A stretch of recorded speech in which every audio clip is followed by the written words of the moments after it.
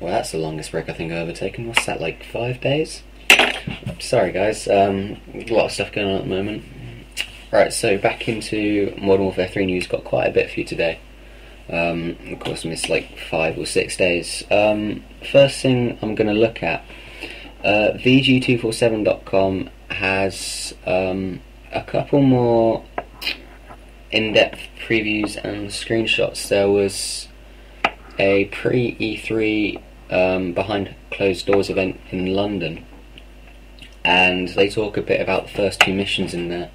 I'm not going to post it up because obviously they are spoilers and I'm not going to ruin it for anyone, but that will be in the description. There's 3 new screenshots as well. Some actually look quite good. You can see the updated engine already with the clothes, for example.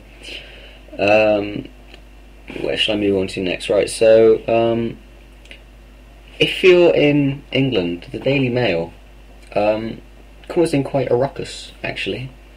They're kind of calling for a ban on Modern Warfare 3. This is because, from what they've said, that the trailer shows an intensely violent game, and actually so it shows bombs in London on a tube train. I'd like to correct them there. There is no bomb on the tube train. No bomb goes off in the trailer. And they've said that it's some of the bereaved relatives of what happened on 7/7, and okay, yeah, fair enough. 7/7 was a tragedy. No one's going to dispute that, and apologies to them for what happened that day. But there was no bomb shown anywhere in the trailer at all for London. There was no bomb shown in any. Wow, I suppose you can class missiles as bombs, can't you? But there was no bomb showcased on the buses or on the tubes. And to be honest, I don't think it's going to get banned. If it does, people will just import it from Europe. It'd still be under the PAL region lock, so it'd still be usable. Okay, so moving back into the actual game now. It's been said that it's been locked at 60 frames per second. Those of you who watched, there was a comparison on Black Ops between Xbox 360 and PS3 for frame drops, and there was quite a big difference. PS3 drops to 30-40 frames a second, which is ridiculous. But they've said this one is locked at 60 frames per second and it will not drop below 60 frames per second. I'm not sure how they're going to manage that, because I'm sure that's what they were aiming for with Black Ops anyway. But it obviously didn't work. There's so many problems with that game. But anyway, alright, so moving into still kind of campaign, there was talk about the upgraded engine and organic destruction like in Battlefield 3. That's not true.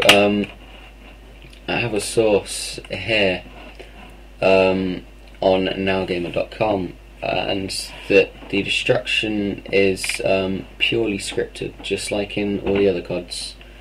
There is no organic destruction, so if I shoot a wall, the wall will still be there. It won't be like Battlefield where I can just blow the hell out of it and it's gone. The only destruction there is scripted, so the engine's been upgraded in other ways. There was particle effects for the new trailer, which is one of the ways, plus the clothes as well, I believe, have been animated from what I've seen. So still single player. There's definitely no cooperative campaign. This is really no shot kind of from Black Ops. This is from Now Gamer again, and they're not bringing 2-player co-op campaign because you do of course have Spec Ops, and I'm guessing that they're going to bring in split screen online as well. Hopefully they'll be able to bring that back for 2 PSN accounts, because I know you can do it on Xbox but not PSN. Hopefully they will be bringing that back in. So swiftly moving on, I'll go into survival mode. This is run alongside Spec Ops, for those of you who don't know, and a little more update on Spec Ops. Spec Ops you have ranks, matchmaking, and a leaderboard system for Spec Ops itself, aside from multiplayer, which will be good. I'm not sure how they're going to run leaderboards, whether it'll be time or whether you would be actually going against someone, sort of like a Ghost version on racing games, where you have them placed in front of you. You can't interact with them, but you can see them, and that's going to be run on ranks, matchmaking and leaderboards, then survival mode itself will be played on the multiplayer maps, so kind of like training on Black Ops, where you have all the dummies. This one is a lot kind of more like Horde from Gears of War. It's kind of a lot more like that sort of basis, but played on the multiplayer maps. One of the maps that was showcased was Dome. I'm taking this from Game Hunters, by the way. One of the maps that was showcased was called Dome, which is a deserted radar command bunker. So that we've already got information on one of the maps confirmed. Some of the interesting features here were you can actually trade your points in game.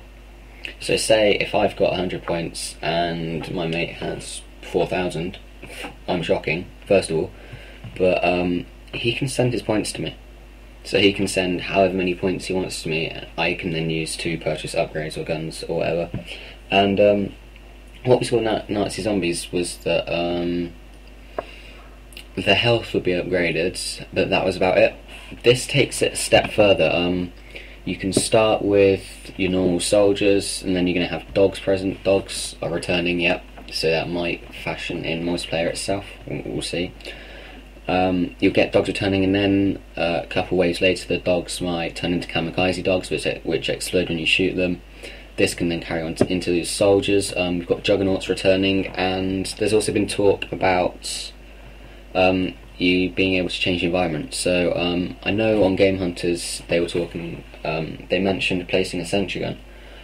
On other sites I've seen, it's just rumours, they're talking about actually being able to adapt the playfield, so setting up barricades and stuff like that. I'm not sure how exactly they're going to implement that in the menu.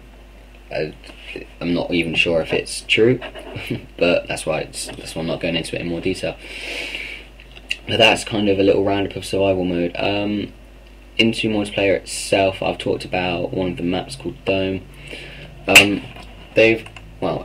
Activision has also said that there will be some premium features available at extra charge in Modern Warfare 3. This was revealed at the first quarter earnings conference from Activision, and that these premium features, we'll quote here, refer especially to online game modes, which was what Robert Kotick said, who's the CEO of Activision Blizzard.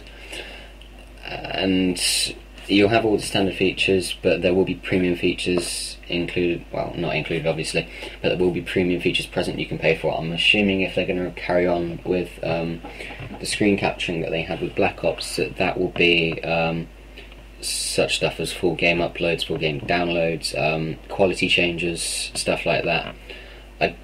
They won't bring in pay-to-play guns and stuff like that. I don't think they'll do that. They've already got their MMO if they want to go down that route, and they know console is very, very different. Just the last thing here before I wrap up. There's dedicated servers, right? There's been some talk here. Personally, I don't think it's going to happen. But Hutch tweeted Robert Bowling saying, I'll quote here, "And if I was a betting man, would it be lucrative to place money on Dedi servers for console this go around?" And Robert Bowling, or 402, replied, "Of course, you can also come over to the studio when I'm back in the States for lunch and a chat." Right, so you can ignore the last bit, but his first bit of response, which is of course, right, that is in reference to being lucrative to place money on dedicated servers for the consoles. I'm not sure if Robert Bowling is taking the PC as a console here, and whether they're going to scrap Infinity Ward Net on Steam, and they're going to go back into people being able to run their own servers, which have a lot less hacks than Infinity Ward Net and Steam. But it'll be interesting to see where this stems out into, because I very much doubt that Activision will let Infinity Ward run dedicated servers, even if they wanted to.